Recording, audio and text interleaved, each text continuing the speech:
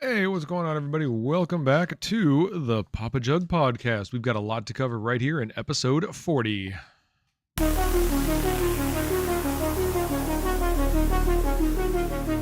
Party people, how you feeling? I hope you're doing fantastic. We actually did not broadcast last week, which means episode 40 lands today, which is the day, as we are recording, the day of Summer Game Fest. So we're going to be talking about some of the announcements that happened, but first we have a lot of other things to cover. So we're going to jump right into Fast Facts. See how that works? So we're going to cover Summer Game Fest at the end of Fast Facts tonight. But first, let's talk about some other stuff, one of which being the really cool news that came out of the world of space. No, I'm not talking about planets or moons or asteroids or comets. What I'm talking about is the fact that we had Starship and Starliner both launched this week. This is the first time that Boeing has ever put a manned crew into space. They docked shortly after launch with the International Space Station. Pretty big moment.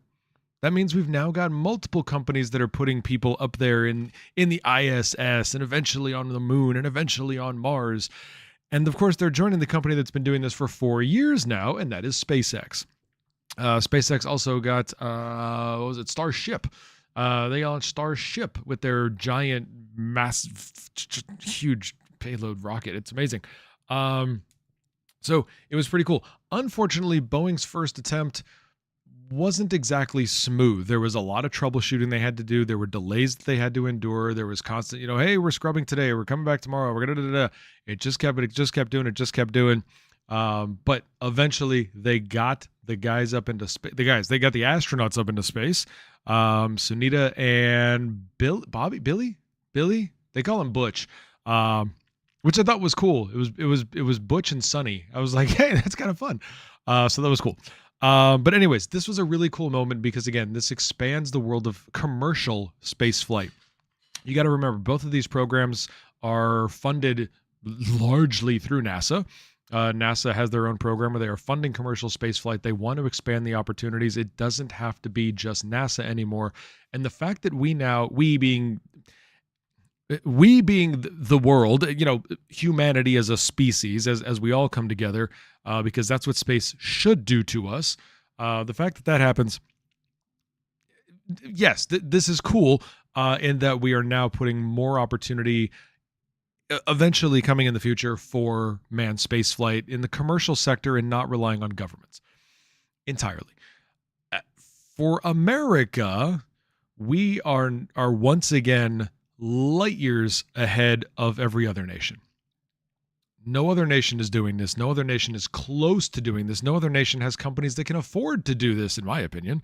So it's quite a moment. I'm excited about it. I'm happy about it. I'm kind of disappointed in the fact that there is going to be a lot of power centered in a lot of people who probably don't deserve it or need it. But this is the process. This is how civilization does this. This is how our civilization does this. Maybe if this continues, we will have, eventually we will meet a civilization that did it a different way. That would be great. I'm excited about that. But anyways, so like I said, this was... a special note on this. SpaceX notched a different major win in its first successful and fourth overall test flight of its mega rocket Starship. Starship's human landing system, which is currently in development, will be a crucial component for sending humans back to the moon through NASA's Artemis program. NASA also intends to use its Super Heavy Space Launch System as its primary launch vehicle. Don't forget the Space Launch System is kind of stupid. Anyways, let's move on. Let's talk about we're going to talk about a story here involving Google and Nintendo. It's a leak. It was leaked data, and it got some attention because of what it was. What most people didn't get, at least initially, was that it's old data. I'll read you some info. A flood of reported privacy incidents from Google confirms, incidentally, that a Nintendo game leak from 2017 happened thanks to a YouTube contractor. If you missed this story a couple of weeks ago, this was going to be in last week's episode.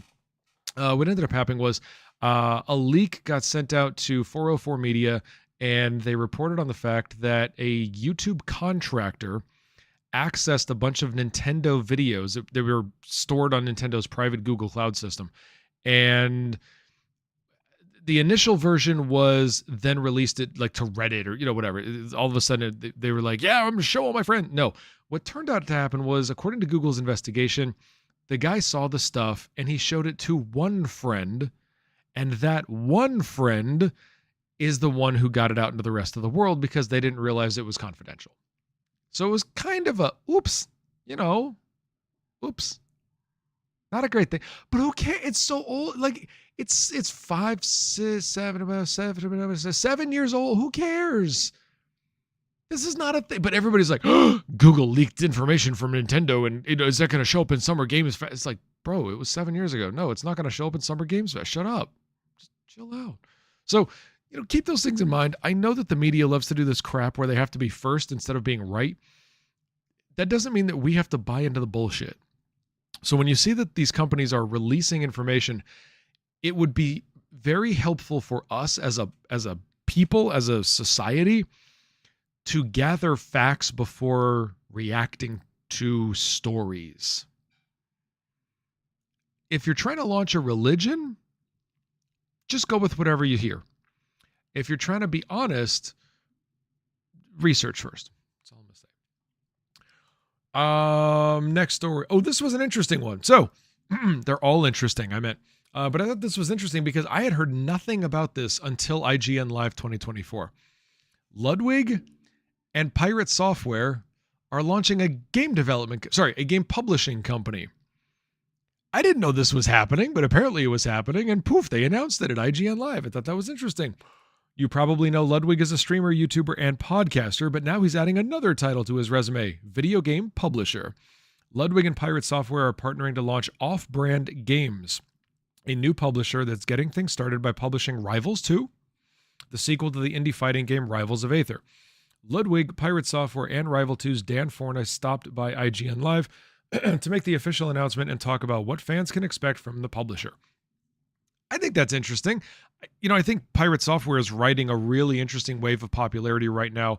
We talked about this a few episodes ago, but Pirate Software is well respected in the industry. A lot of people like the way that he sort of calmly, maturely represents things, certainly offers helpful tips to people, is happy to teach. So I think Pirate Software is taking this career in interesting directions.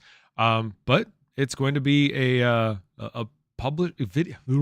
video game publishing company called Off-Brand Games. Let's see what happens. The world of gaming is in a tough place right now. Lots of layoffs. Very sad to see that, but it is happening.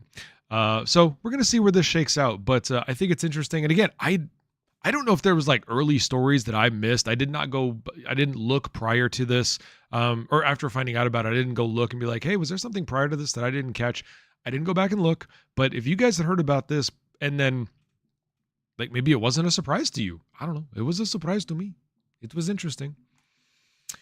On the world of culture, we're gonna make this a culture fast facts here. Wanted to talk to you about a comment. So, guy named Richard Linklater. He's a director, very well known director. He's been nominated for Oscars 5 times. He's done interesting movies. Anyways, Linklater made a comment, and I thought it was an interesting take on where culture is, especially in the United States.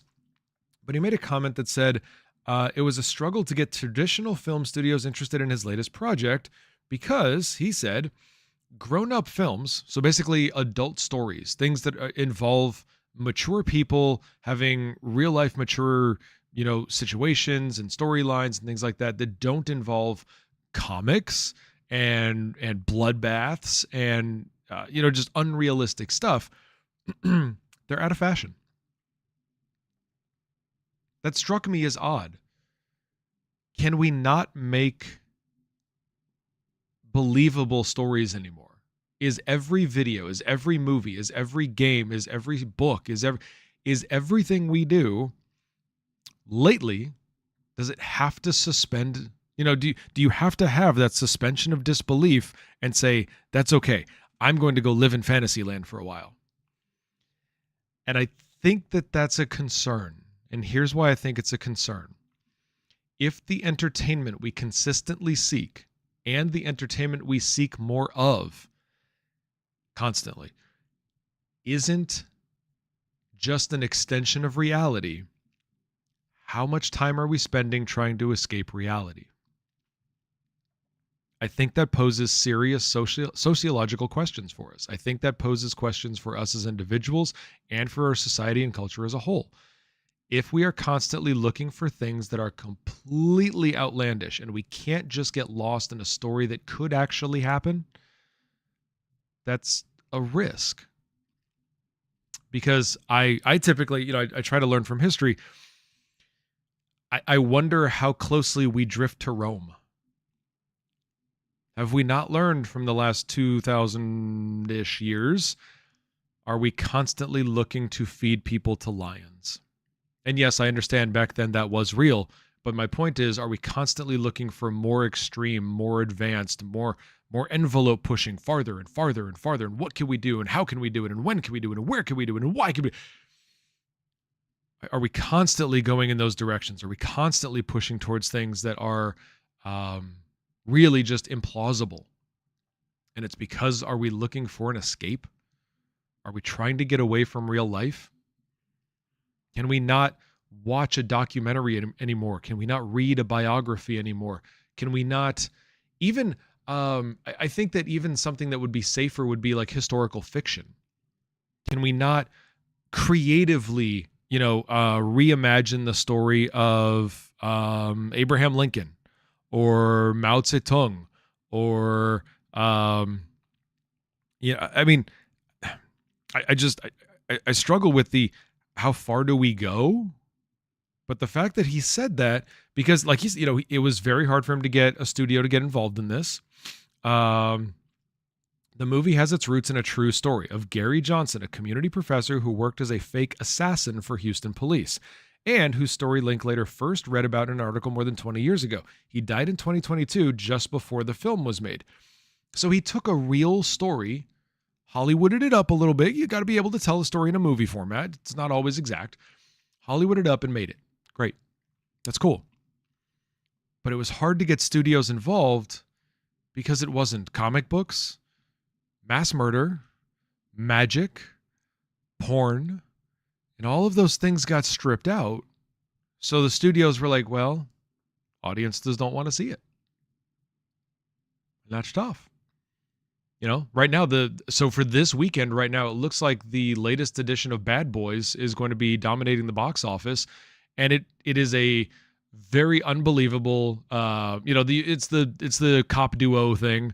Martin Lawrence and Will Smith, they're back at it for this series, but it's the thing where it's not really going to happen. It's not possible, Now, interestingly, I do have to sort of grab the alternative here, which is Oppenheimer did incredibly well. Oppenheimer is not historical fiction. Oppenheimer is what I would call a dramatized documentary. That did really, really well and continues to do. I mean, it's still one of the best movies of the year and all the, the Oscars and all that stuff. So I tend to think that Linklater is correct. From what I see in the analysis that I do and the stories that I read, I tend to think that he's correct, but I think that we're also getting exceptions to that observation that might make it better. It's less endangered than I thought, but we'll see what happens.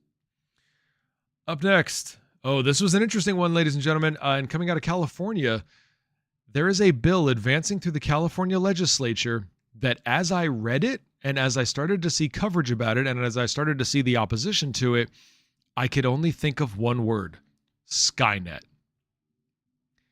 Totally Skynet. Let me read you a summary.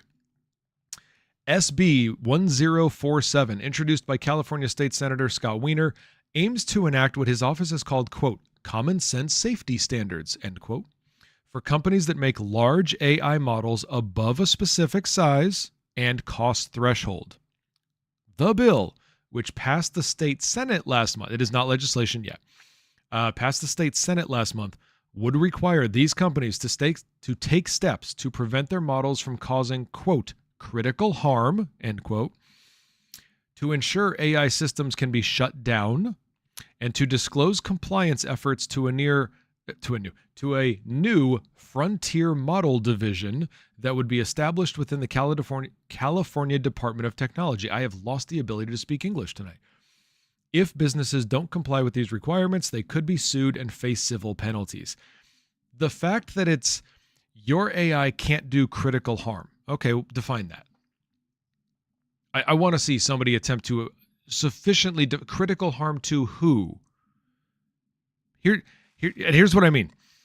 Critical harm, like to an entire industry? Because I promise you, any large AI model has the potential to put an entire industry, or at least a large portion of it, out of work. So is that critical harm? If you unemploy 10,000 people over a period of 2 years, is that critical harm?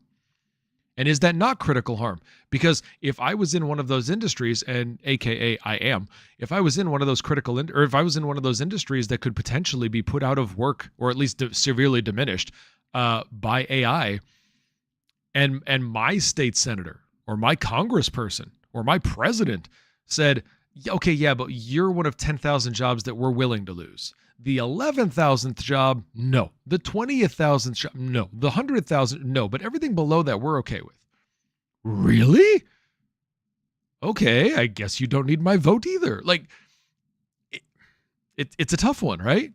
What is critical harm? Critical harm to society? Critical harm to animals? Critical harm to the environment? Critical harm to jobs? Critical harm to education? And what would you define as critical harm to any of those things? One dead orangutan? The entire species of dog. Like, what are we willing to lose here? What is critical harm? I want to find out. But the part that caught me was this. To ensure AI systems can be shut down. When I read that, I was like, Skynet. You got to remember when we in the Terminator movies, when they launched Skynet, they thought they had control. They thought Skynet worked for them. They thought Skynet was completely within their structure that they defined, and Skynet was going to go save the day. Turns out Skynet thought that that humanity was the threat, and it was time to expunge humanity. That was critical harm. I think we could all agree. Eliminating humanity would be critical harm to humanity. Yes. So yes, they are literally in my state here in California. We are writing bills because we saw Terminator and we said, we don't want to do this anymore. This sounds scary. I don't know. Weird one. What else we got here? Actually right now, I believe, it's a little after 7. It's almost 8 o'clock here in California. 8 o'clock on Friday night. Right now, Wheel of Fortune is losing its host. 41 years later, Pat Sajak's final episode of Wheel of Fortune is happening right now. He will be leaving the show. Vanna White stays, but Pat Sajak is leaving. I don't know about everybody else here, but that's like the end of a hugely long era. It's had weirder moments at the end. Like the longer this has gone on, where we've known his retirement is coming, there's been some odd moments, wrestling contestants and close, puzzle solves that didn't quite qualify. Like, it's getting weirder and weirder, but whatever. Tonight, Friday, June 7th, is Pat Sajak's final episode hosting of Wheel of Fortune. End of an era. Let's see what else we got here. We did that one. We did that one. We did that one. We did that one. We did that one. We did that one. We did that one. We did it. Oh no, one more. Before we get to Summer Games Fest, everybody. Wanted to let you know, Twitch has unveiled a brand new DJ program. For those of you who are caught up on the news, Twitch has always struggled with what to do with music playing. Now, this includes live broadcasts. This includes background music. This includes VODs. This includes clips. This includes sharing across the internet. The music studios and live broadcasts have always had a very difficult relationship. What do? We can't really scan them in real time all the time. So what do we do about this? So interestingly, Twitch has been working on this. We've known this. Twitch has tried to figure out what do we do, because there's licensing fees, there's DMCA strikes, there's muted audio in VODs, and Twitch has now partnered up with all of the major music studios, and they are basically going to be doing they call it a profit share program, and I'm not really sure that's like, for most people, when you hear profit share program, you think that your boss, the company that employs you has made a profit and will then share it with the employees. That's not exactly what this is. This is in exchange for the music industry to not sue Twitch and every live music player who broadcasts on Twitch. They have said, you're going to pay us. Thanks. So it's not really a profit sharing. It's more of an extortion. That's probably not fair either. I'm gonna retract that. It's probably not fair. Let's go with it's more of a pay us what we're owed. So let's not use that term again. It's pay us what we're owed. That's what it is. So what's going to happen initially is that they're going to be phasing this in. DJs will have to pay approximately. This is where the vagueness comes in. There is a fee that is due. Okay, so for example, if I was DJing on Twitch right now and I played a song from Mariah Carey, I would owe her music label, 10 cents. Okay, 10 cents. Well, let's say it's 10 cents. Okay, that is the fee for playing that song live. All right. Now, what's supposed to happen, according to Dan Clancy, who goes by DJ Clancy, according to Dan Clancy, the way this is going to work is that 50% of that 10 cents, so a nickel, is going to come from the DJ. A nickel is going to come from Twitch. Now, Twitch will pay the label. So Twitch is, as I understand it, Twitch is going to pay the 10 cents to the label, but the DJ, the one who's doing the live broadcast, they have to split part of their revenue with Twitch. What we're not clear about is whether or not, like, what percentage of the DJ's revenue is it? So if there's a flat fee, okay, but if it's not a flat fee, if it's a percentage fee, is it 50%? So is that the deal, that 50% of the artist's revenue? So for example, if I'm a DJ and I make, I have no idea, like, how to even do this. So if I make $50 in cheers and subs from a particular broadcast. Okay, so I have a 3-hour set. I do a 3-hour DJ set, and I make $50 during that set. Do I have to then basically, does Twitch keep half of that in addition to what they already keep? Is that the way this is going to work? Do I have to pay them retroactively after they've scanned the broadcast and said, okay, you've played the following 20 copyright protected songs and your fee is X number of dollars? It's a kinky setup that I got to figure out. But bottom line, if you are broadcasting live music, you're going to owe record labels some money. Oh, also, there's another restriction, by the way. I forgot to tell you this. The other restrictions are your live broadcasts, no clips will be possible. Can't clip it, and you can't save the VOD. So it's literally live and done. It's one and done. That's it. So, okay, weird one.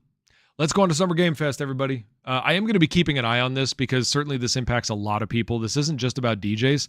This is, and DJ, I keep saying this, and Dan Clancy, his username is DJ Clancy, just so you know. So Dan Clancy, the CEO of Twitch, has said that there's going to be more coming. He's going to, initially Twitch is going to cover more of the cost than the DJ, and that'll be basically phased into 50-50 in the future. Whatever. I'm keeping track of all of this because he also said that it's not going to impact people who have music as a background. I don't see the difference. Oh, you have to opt into the DJ program, by the way. So that means if I don't opt into the DJ program with Twitch, can I just keep doing what I'm doing? And also, what's the hardware cost of this? Because Twitch now has to scan every music stream, every stream. Are they going to be scanning every stream and saying, okay, we're now looking for people playing live music? Like it's a whole... Here's what happened. I need to have a press pass, and I need to just go down to Twitch's headquarters and be like, look, I got questions. Okay? The people of the PapaJugg Podcast want to know. Here's our questions. Give us the information. Thank you very much for your time. That's what needs to happen. Let's move on to Summer Game Fest. But before we do, I want to talk about something that is parallel, sort of a reaction, a rebuttal to Summer Game Fest. That's the Accessibility Summer Showcase. If you're not familiar with this, well, first of all, you haven't been paying attention to my community because I've been promoting accessibility issues in the world of gaming pretty much since I started streaming. So we're past 3 years of this stuff, and it's important that everyone can play. It's that straightforward.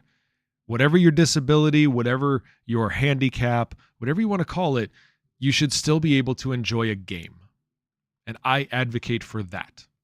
So Accessibility Summer Showcase is all about highlighting developers and studios and games that do incorporate proactively and foundationally accessibility for those who are not fully physically or mentally able. I think it's interesting. The Accessibility Summer Showcase featured the latest in accessible games. So let's talk about some of them. One of them is, the roguelikes. So that entire category of roguelike games, they've done pretty well on the whole when it comes to accessibility. They've always been sort of leaders in that. The showcase began with a look at Elsie, a retro-inspired bullet hell action I still can't speak English today. Action platforming roguelike shooter from Night Shift Games. Despite its many categories, it will release in a crowded genre where Elsie carries on the good work of Dead Cells in creating a roguelike that's approachable for as many players as possible. It includes a range of features to help parse fast-paced combat, like the ability to customize how the player character is highlighted, as well as ways to make combat more user-friendly. Increased accessibility for blind and visually impaired gamers. I had the wonderful fortune to meet somebody that I had talked to on Twitter for a while, but I'd never met in person until last year's TwitchCon. I got to meet Steve Saylor. Steve has been a huge leader in trying to, especially for those with visual impairments, trying to make games more accessible. He does consulting work for studios, he does consulting work for platforms, and he tries to make sure that people with especially visual impairments have greater accessibility through games, which you can achieve through things that are sometimes as easy as just setting contrast settings. You know, a particular scene or the entire game, for whatever reason, may be difficult to see for those with visual impairments if all they'd have to do is just change the contrast settings. So make it a setting. All you got to do is let the player say, you know what? Yes, I'm going to settings, and I'm going to click that button, and poof, I can see the game better. Yay! It's that kind of stuff. At least half of the games highlighted at the showcase also demonstrated significant considerations for blind and visually impaired players. The most unique of these was Periphery Synthetic, a non-violent first-person Metroidvania from Shift Backtick. It's designed to be played entirely. This is cool. You ready for this? It's designed to be played entirely through audio cues. I want you to imagine any of your favorite games. The entire everything that you do is an audio cue. That's a cool concept, right? Like, that takes real clever thought to figure out how do we turn a video, I mean, it's literally called a video game, into audio cue based. I thought that was cool.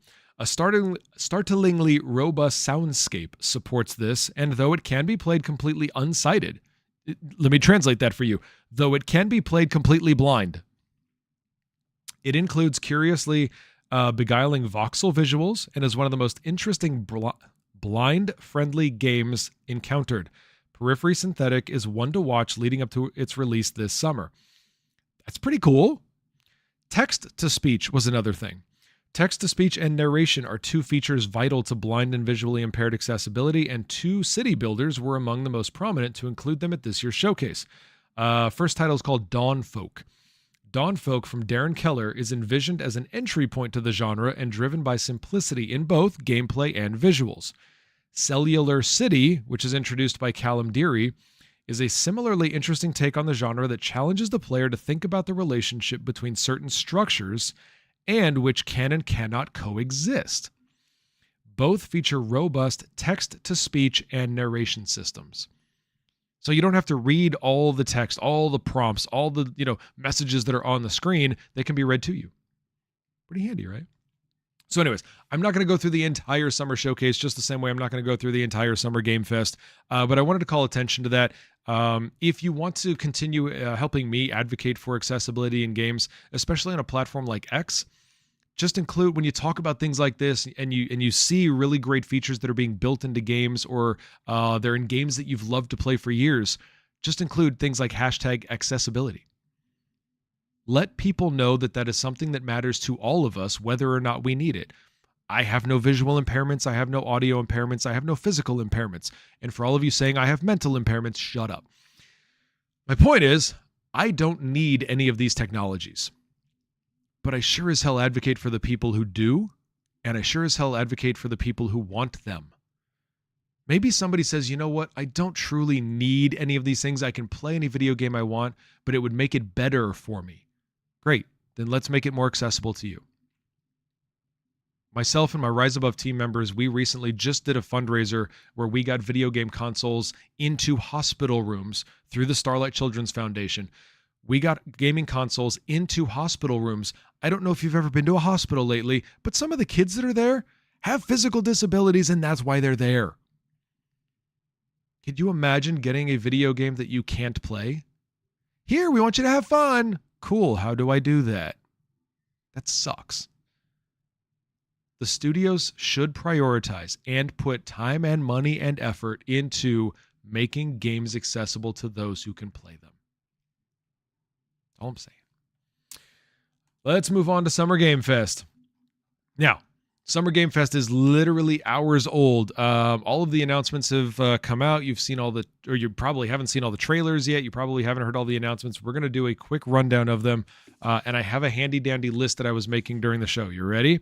First, let's talk about Monster Hunter Wilds. Monster Hunter Wilds was probably one of the bigger announcements. A lot of people were very excited about it. Let's see. Fresh gameplay trailer did drop at Sony State of Play. However, Capcom showed off some of the more upcoming Monster Hunter Wilds in a much more dramatic clip. So it was sort of an advanced, part 2 of the stuff that got dropped at the Sony show. So cool. What most people aren't going to enjoy is that it's not coming out until 2025. So Monster Hunter Wilds and potentially Squadron 42 coming out in the same year. So you got to wait a little while, but at least you know Capcom is working on them. Sony is working on it. Monster Hunter Wilds does have more content coming. You got to see the first trailer at the Sony showcase, but it was also at Summer Game Fest with a little bit of additional info. Not bad. Now, another big drop, Pal World.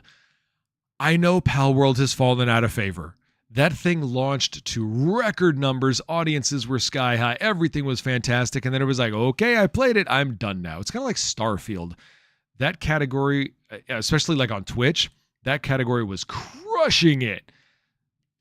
And now there's like 50 people streaming it. Like, it's rough. But anyways, Pal World does have some new content coming out June 27th. New environments, new pals, new buildings, new raids, new enemy oil rig, new dedicated servers on Xbox. You're going to get a completely unique island.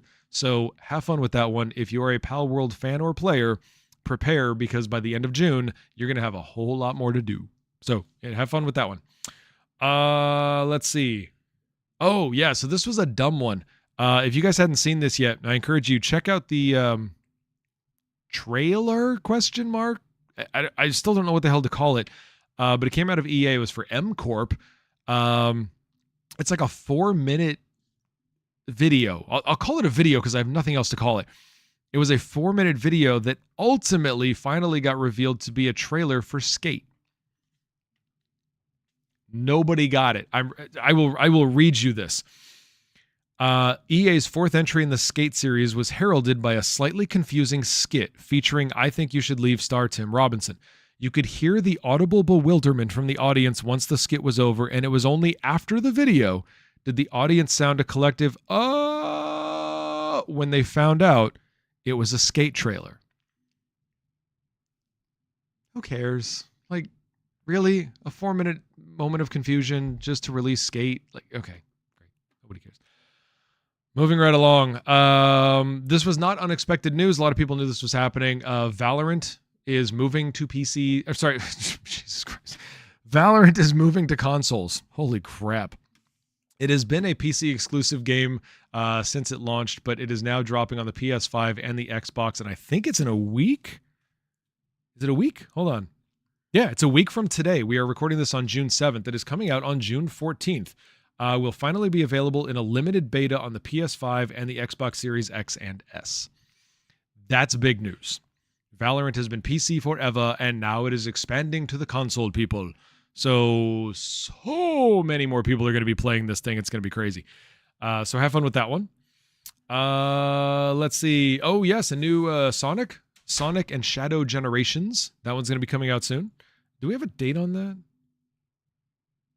that? Sonic X Shadow Generations launches on Xbox, PC, and PlayStation October 25th. I knew there was a date.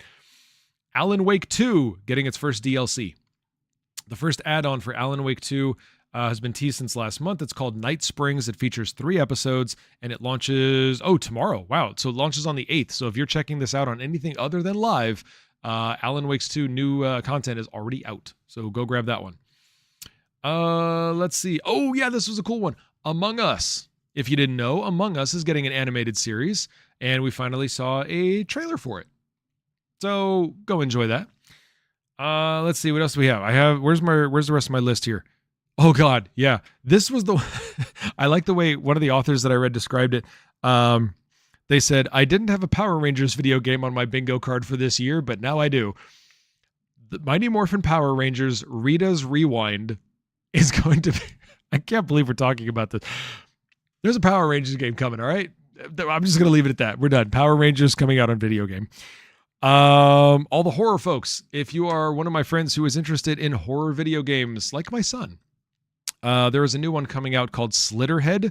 There's also going to be more video games, I should say new video games coming out from Blumhouse. Yes, you know Blumhouse from all of their horror movies, but they are in the video game business now, and they've got titles that are planning to be released. In fact, there was... no, where is it? Oh, you have to watch the trailer. So they dropped basically a special sort of announcement video for Summer Game Fest, but you can go watch that on YouTube. But yeah, Blumhouse is really talking about their new video games, and they all are horror-based. Let's see. What else do we have? Oh, yeah, I had 2 more that I wanted to talk about, and then I'm going to let you all go. So next one, Civilization 7. I love a good city sim. I love the Civilization series. They're really, really fun. I used to enjoy Rome. Anyways, so Civilization 7 is going to be coming out. In fact, it's going to be coming out 2025. So Civilization 7, the new Monster Hunter Wilds, and Squadron 42 all coming out in 2025. So that's going to be a busy year with big titles. And then... yeah, that's also going to be the year of GTA 6. Yeah, so lots of titles coming out in 2025 that we can all look forward to. Civilization 7 is coming out on a number of platforms, PC, PlayStation, Xbox, and Switch. So that'll be exciting. They also said that they're going to be announcing more details this August. So we've got a couple more months to wait, and then we'll get more information on Civilization 7. But hopefully you enjoy that. And then finally, I wanted to talk to you about a fun one. It was, not that. That one. Horizon. The Horizon series? Yes, Horizon. They're doing a Lego spinoff. That's going to be cool. I just like that. I was like, yay! Legos are fun. I don't care how old you are. I don't care what you do for a living. I don't care what your childhood was like. Make Legos fun, okay? Legos are fantastic. They're good for individuals. They're great for families. Make Lego part of your life. Hashtag not sponsored. But if anybody has a way to get me sponsored by Lego, watch the Legos I will build and break. It's so much fun. Sorry, Lego. Did you know the plural for Lego is Lego? Did you know Lego is always supposed to be capitalized? That's right. It's never capital L-E-G-O like a regular... No. It's supposed to look like an acronym, but it's not. It's just always capital. L-E-G-O, all caps. There you go. So if you're watching this live, thank you so much for tuning in. It was really nice to have you guys here. I hope you're having a wonderful conversation in chat. I will be back on Twitch on Monday, returning to Star Citizen as part of the partner push. There was a couple other announcements. Oh, there's some new channel features. We got some new stuff in the Discord. We're going to be announcing our next charity stream next month. And I think I'm going to let you go with that. So go have yourself a good morning, a good day, a good night, whatever it is for you. And I will definitely see you on Monday when we get back into gaming for the entire week. See ya!